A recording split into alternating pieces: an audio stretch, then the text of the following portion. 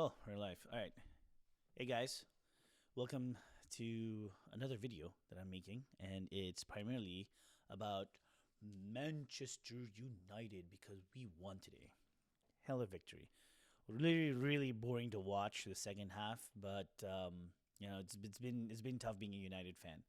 It's really been tough being a United fan, and yeah, man, it's been a struggle for the past like 3, 4 seasons, actually past 10 years, from what we're used to, as a United fan. Especially for me, watching like the glory days of Sir Alex Ferguson winning 13 Premier League titles. Like literally, I was a kid watching, being able to see like the David Beckham's as a trophy, the 18-year Ronaldo coming in, and the Champions League victories. Um, Man, just seeing how Ronaldo was, great, how he was at United and what he became in Real Madrid. I mean, like, yeah, it's been one hell of a football watching career for me, you know. And but yeah, I mean, hopefully you guys had a great Christmas Day and Christmas Eve. I spent time with family. I spent time with my family, a part of my family because my family is huge. But I got a chance to spend time with my cousin and my nephew and my other cousins. We all came together. My uncle and my aunt. We were all there together, and we got him like a FIFA official FIFA football. And my God, man, those things are expensive. $175, dude. $175 for a FIFA football, right? But he's 8 years old. He's really into football. He loves Ronaldo and Messi. It goes to show how much of an impact they've done for football. Even 8-year-olds, like growing up, still know them and know how great they are. That's something that they have really done great stuff for the sport. I mean, both of them are amazing athletes. Both of them are like they're like aliens, dude. I mean, they always say Messi's an alien because that guy has amazing dribbling skills. So it all depends on the different type of player you like. I'm a Ronaldo guy, say thick and thin. Maybe might be biased because of the United jersey, because he played for United. But overall, just seeing his mentality and just being able to see how he is doing what he's doing at 41, gotta give hats off to him, man. Gotta give hats off to him because the desire in itself is just it's it's unhuman. It's like it's not even human at this point. His desire is just like no one can even come close to that. I think the only other person that comes close to that are like greats of the sport, and they have a different mentality overall. And it goes to show like my 8 year old, my 8 year old nephew, not my 8 year old, my 8 year old nephew is doing the Ronaldo celebration. He's still like is interested. They're still inspiring younger kids to watch football, play football. So we got him like a little like goalpost, and we got him that ball, and yeah, he was having a lot of fun yesterday, and it was a good time spending Christmas Day with family, part of my family, and hope all you guys did the same. But one of the things I really wanted to talk about today, making this video, was the fact that United won finally. Glory, glory, Man United. And I was at the gym when I was still watching the game while I was at the gym. I had it like on my phone, listening to them because I feel like if I watch it at home, they're going to lose. I don't know why. It's like this thing that I have. Every time I watch them at home, the last 8 games, they like somehow like I don't know, bottle it. I mean, they bottled winning positions to like getting it drawn, getting scored on the last minute, or having a 2 lead goal and then giving up 2 goals. Same thing that happened in Brighton.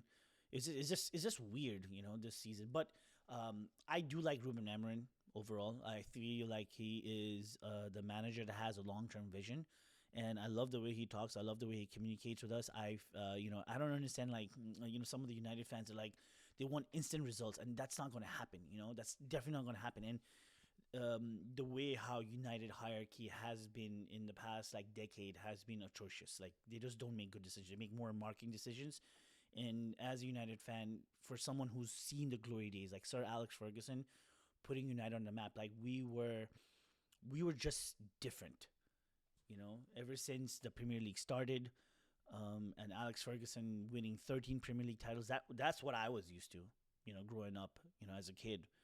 From the Champions League win from Ole Gunnar Solskjaer against Bayern Munich to the Champions League victory from what do you call Ronaldo, even if he missed a penalty, that header.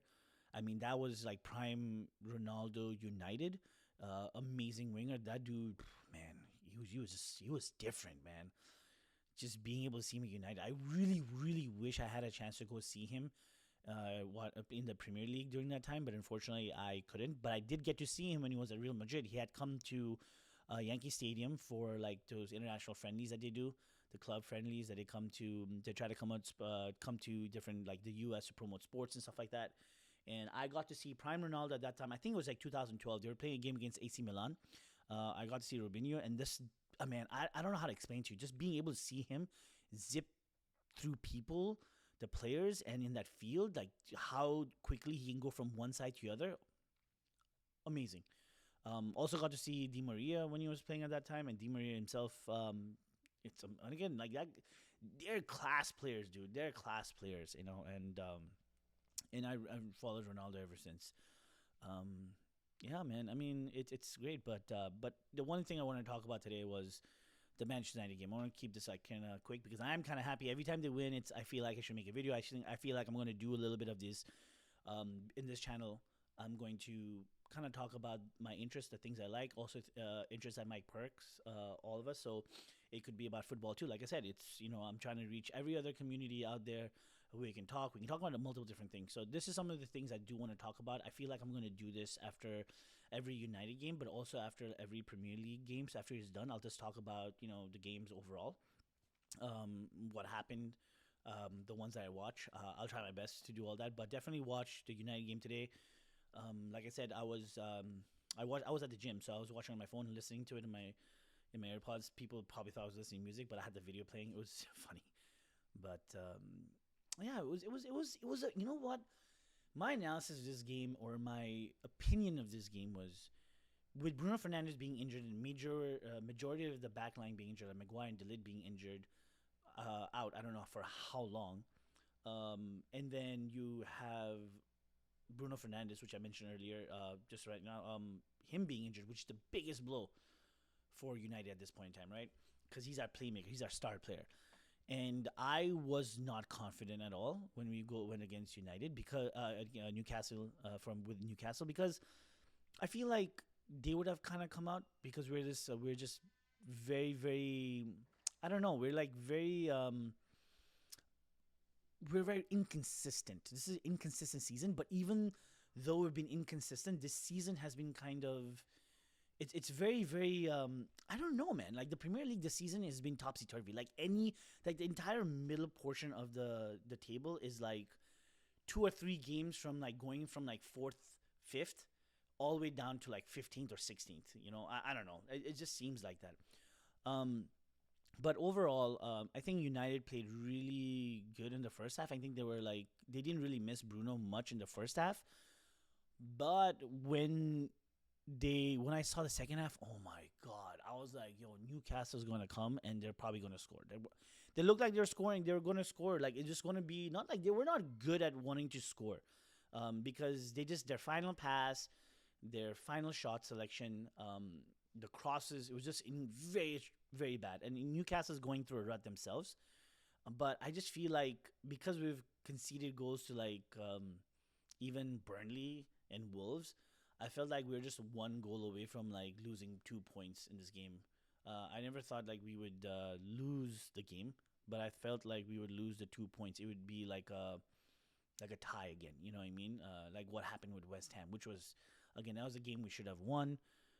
Everton, again, 10 men, like we should have won that game, and we lost 1-0. And today we kind of won 1-0 against Newcastle, and it was kind of weird. And Patrick Dorgu, like, he had a good game. I mean, he's been kind of like inconsistent throughout this whole season. When I saw his the pre-tour games, he looked good. And even against Arsenal, like the shot that he had that hit the post, I mean, I felt like he should have kind of continued that form, but unfortunately, it's a Premier League, like things happen, right? And Amarin this time around really changed his shape a lot. I think it's primarily because we also have lost a lot of players due to AFCON and like also injuries.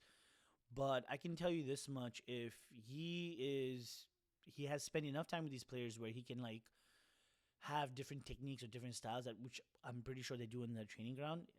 It looked like a traditional like four in the back, right? four in the back. So it was like 4-2-3-1. That's what it kind of the shape kind of looked like, and I'm gonna show you kind of like here, right over here. So headline over here: Manchester United won. Newcastle stats: Red Devil seal more Boxing Day success. Well, with a Dorgu stunner. I mean, it was good. It was a good goal. I'm not gonna lie. Like on the bounce, Voltamade like tried to clear it, couldn't get, got there first. Whipped it in with his left foot, which he's a lefty, and you know, good goal. I would say that was one of those clinical goals. Um, but we did start off with a 3-4-3 or 3-4-2-1, or whichever one you like to call it. In the first half, it kind of made sense, right? But then the second half, I don't know if Mount got injured or you just wanted to save him for the next week or you just maybe had a niggle, which again, if we lose Mount, oh my, I don't know what we're going to do. But I think overall, Sheshko and Cunha also played really well with each other just because of the fact that they were creating a lot more in the first half. But then, man, the second half is just like, I don't know, man. I felt like we would have given up a goal. We were just playing our box in our half, and watching that 45 minutes was just like, what is going on? Why can't we keep the ball? The possession stats are like ridiculous at this point in time. But if you go down here, I mean, let's look like over here. Look at the possession shots over here, right? It's I don't understand. Like the first half was like, all right, we're going up. Newcastle kind of went in, the attacking threat, and in the second half, none. And by the way, Diego Dallo, man.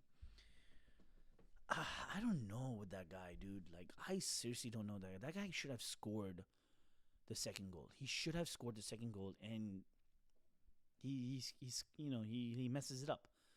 I feel like Newcastle has a problem with the last pass or their last final third, but I feel like United still has that issue, and no one really talks about it. I feel like sometimes the players, they just want to take it on themselves. I feel like the vision of that pass or that timing where they could have passed so that way it could give an opportunity for a shot. Because at XG wise, we're getting there, right? But I don't know, man. I feel like this game could have gone way differently, but I'm glad. I mean, I'll take the 3 points, to be very honest. And man, I don't even know what to say. And also substitutions. I feel like Amarin really gave a lot of chances to players that have never played, especially for the last like 10 minutes. Or the last 10 minutes, including the extra time because of 7 minutes, right? So 9 minutes, I would say. I'd say 10 minutes. I mean, it just didn't make sense. So over here at substitutions over here, he had Luke Shaw, Lisandro Martinez come off at 88 minutes. So that was 9 minutes with the most. I mean, Luke Shaw and Lisandro Martinez, their experience, compared to Tyrone Malacia and Tyler Fredrickson. I don't even know when was the last time Fredrickson even played. And then Casemiro coming in for Lenioro and Benjamin Sheshko for Joshua Sexy. I don't know if he wanted to change the style or he just wanted to go more defensive because they had fresher legs, or I don't know if they had the height. I mean, Lenioro, I think for Casemiro, you just wanted to solidify the back. But, from United, defense still has a lot of work to do because if you're playing defensive, I don't think you should even give the opportunity for the team to put in those crosses, those through balls into the box, those shot attempts. There was one scare where they thought Lisandro Martinez, the ball hit his hand, and I thought I was going to give a penalty, but thank God it hit his chest first, and it wasn't. But yeah, man, I mean, a boring game to watch today. To be very honest, it was a boring game. So that's why I was saying it was more of a 4-2-3-1. That's what ended up happening. Not his traditional 3-4-3, which I feel like if we can play the 4-2-3-1 and then we get the right players to play the 3-4-3, I feel that will give United, especially in the future, will give them a more versatility when it comes to formations and strategies against teams that play differently. You know what I mean? Especially when we change a shape, because if we have the right players who can play that shape, I think we could do business. And again, like I said, this Premier League is just it's unexpected. what's happening. I mean, Sunderland's having a great season, and United is having like a very start-stop season. Man, we and the guy who's like trying to cut his hair after United win like 5 games, that dude's gonna have a bush, bro. By the time he wants to cut his hair, probably need one of those like, like grass cutters, like the ones that I don't even know what they call it, but like they kind of cut bushes and they trim them and then like give it a little bit of shape and stuff. But yeah, man. I mean, but overall, I'll take the 3 points. We did play like shit today. Yeah, you can even see over here. I put in the XG for both teams, which is United had about a 0.53 expected goals, and even with and am I doing the first? Oh, this is also the first time. I mean, if I do the full game, I mean, obviously Newcastle had more attempts, right?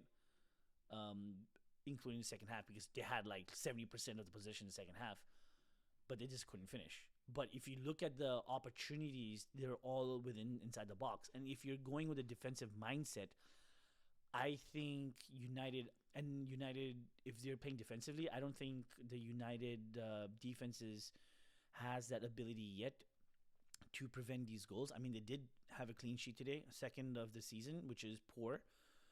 But I think we're getting there. I think because we're missing Maguire, because we're missing Delit. Lamins, I mean, oh my God, huge upgrade over Andre Onana and Baindir. He looked very confident. He looked good. He looked,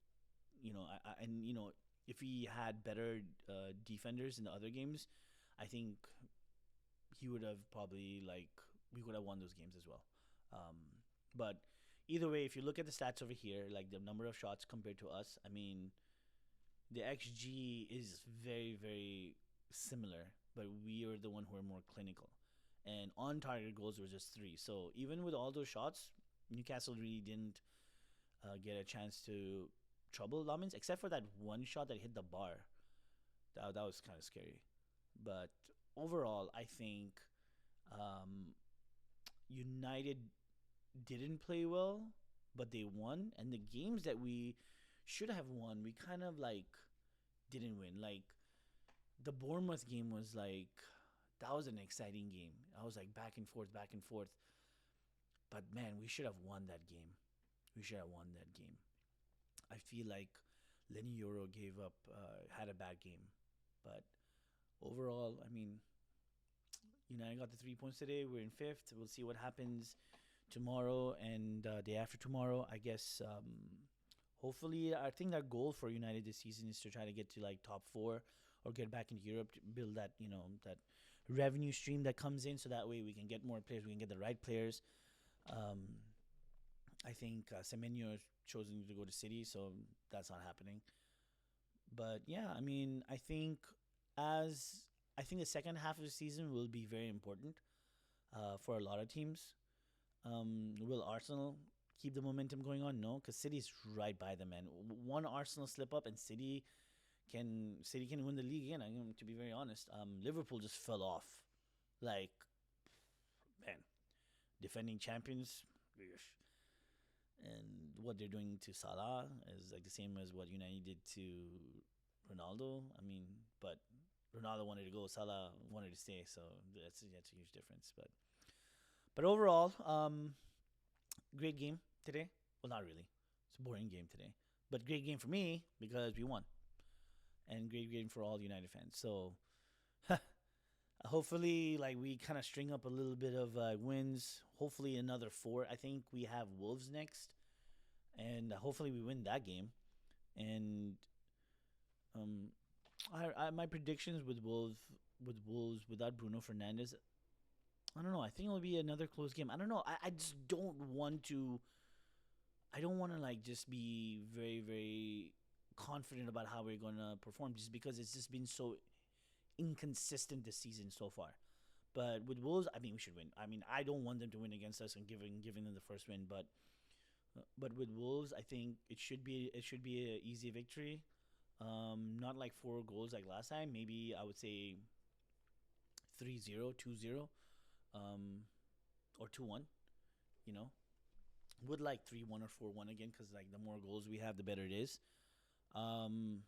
But yeah, man, the second half of the season is going to be interesting. I don't I don't see us, challenging for the title. If we could, I mean, if we had won, if Bruno Fernandes put that goal against Fulham, and we have beaten West Ham, we had beaten Brighton, and then even Nottingham Forest, like those are winnable situations, and we gave it up in that situation. Like the table would look so different. But then again, this is the Premier League, and this is what happens, right? So yeah, I mean, let's see. But overall, good win today. It's nice being a United fan. Had a good workout after we won. Try to put in some more work in the gym, did some extra reps, got that extra energy, got motivation. But overall, I think I'll do more videos like this as well, talking about sports, wearing my United jersey. I think I'll get a new one. I don't know. I think I'll wait until another like 1 or 2 seasons to see which player will be the jersey that I want to buy, or before I just buy just a jersey, just in sales. I just don't want to like do that. I want to buy like a player jersey, but yeah.